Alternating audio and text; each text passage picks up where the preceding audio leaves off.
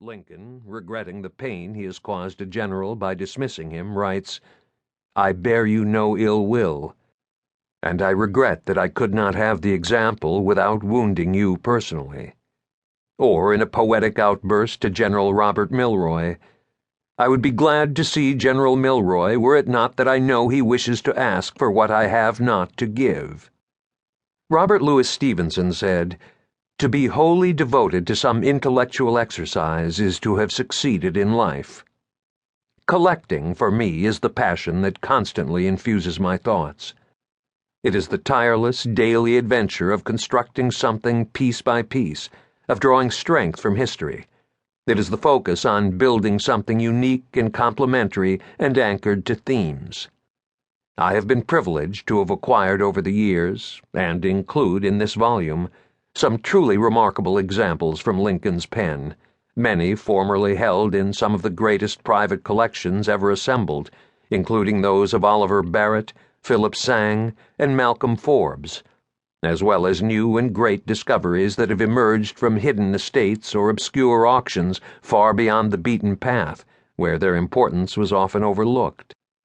It is, in fact, those overlooked letters that have formed the genesis of a particular thread in my collection of other Lincoln documents: the barely known relationship between Lincoln and the Jews. One day, 30 years ago, I discovered something amazing. Lincoln knew Jews.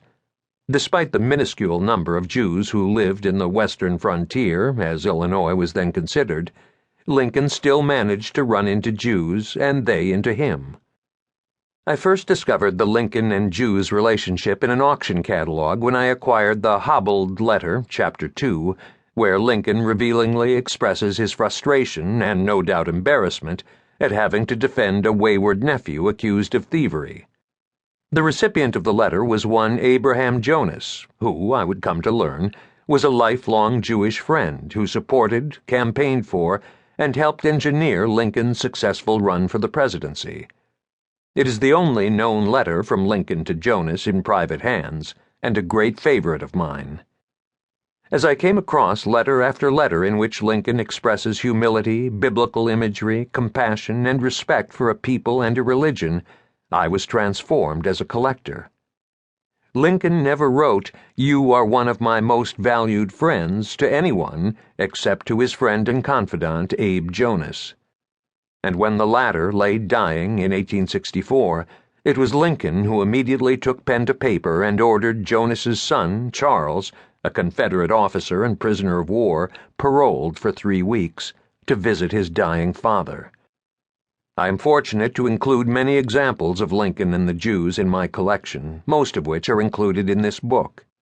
In my research over the years, I have found dozens more, housed in major public institutions, and all revealing the inescapable truth of the depth and breadth of this relationship and Lincoln's interest in the causes important to Jews. It was not during the war that Lincoln met and interacted with Jews for the first time, but rather as a young man in Illinois, 30 years before.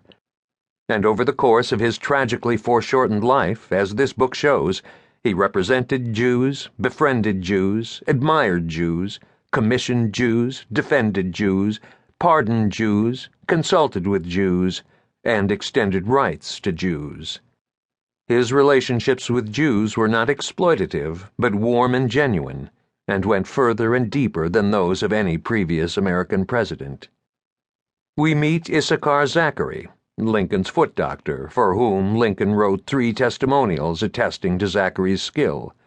Amazingly, 2 of the handwritten cards were written during Lincoln's most historic week as president, the week he issued the preliminary Emancipation Proclamation, and one on the actual day itself, September 22, 1862. Lincoln almost always found time for Zachary, who, the New York World wrote, enjoyed Mr. Lincoln's confidence more than any other private individual, and even sent him on peace missions to the South during the war.